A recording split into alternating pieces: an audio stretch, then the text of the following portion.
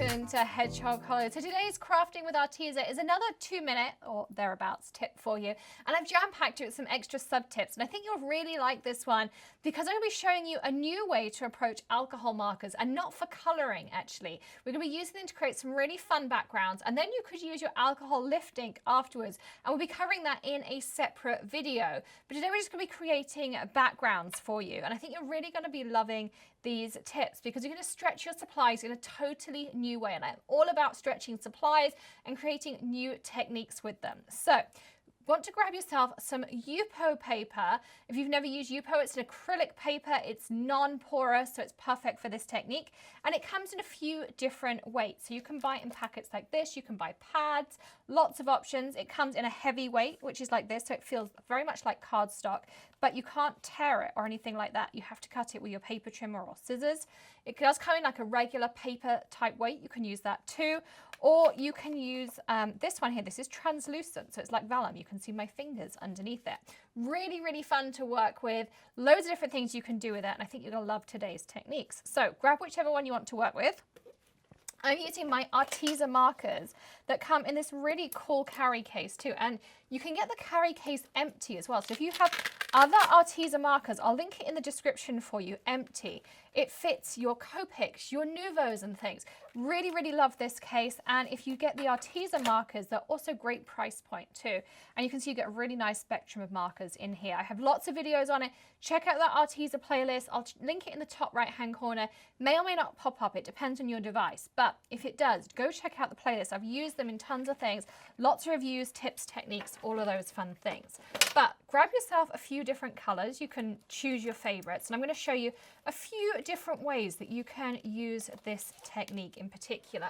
Now, the first one I'm going to do is I'm going to use a metal ruler. Metal does work better for this technique rather than plastic. And then you want either a paper towel or something like an alcohol wipe to hand, just like this. And then these have a chisel or a bullet nib. The chisel works really well for this technique. But what I do is just lay down a piece of color like this, and then you can just give it a wipe because you'll get some of that ink on the edge.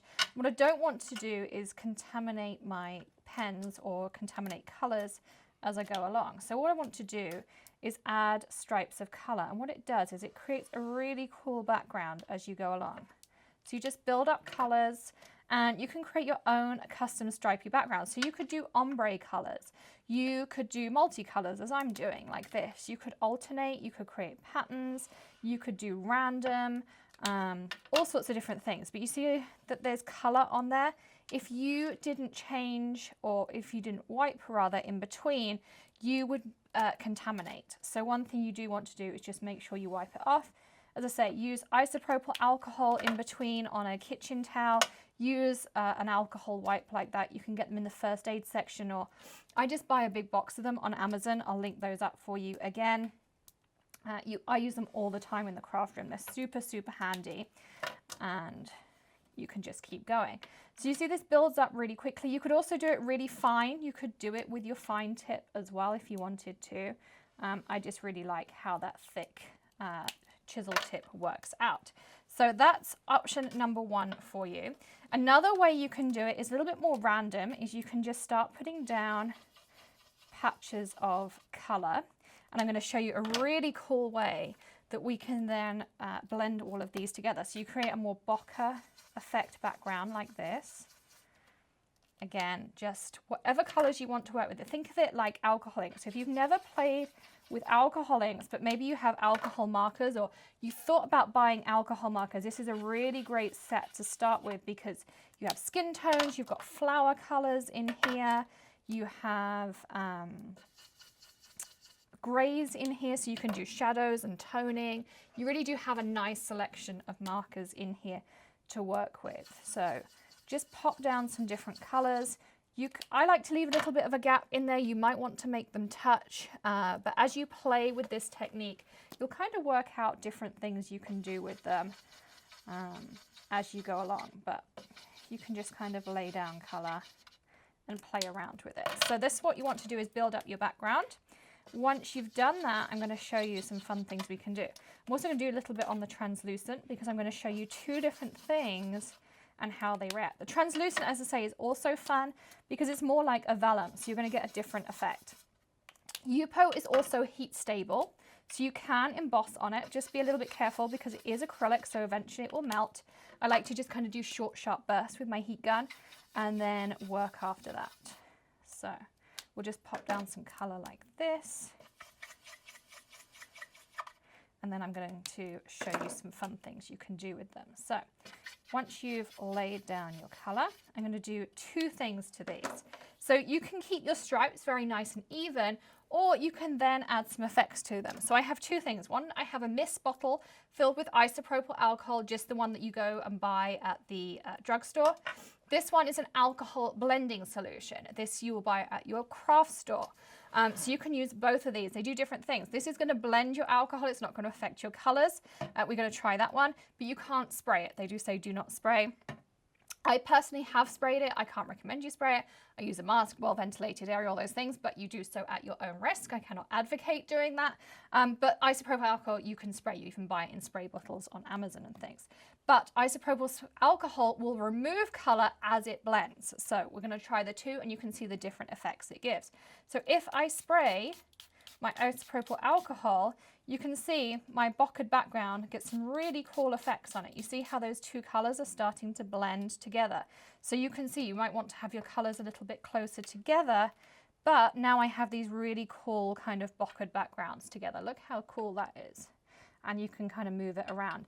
Now you can then heat dry it or just allow the alcohol to evaporate, and you'll have a really cool bokeh background.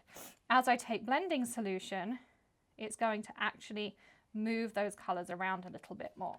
You can see you get a different reaction. You see how those colors actually start to pick up, move. It gives you a different reaction. So that's the difference between blending solution and the isopropyl alcohol. It's completely different. Again, I could do something different on here. I can add spritzing. I could add just some really fun techniques. You see how I get some watermarks in my stripes just by adding that little bit on there. If I spritz at this end, I'm going to get a different effect. Again, let me find my little spray.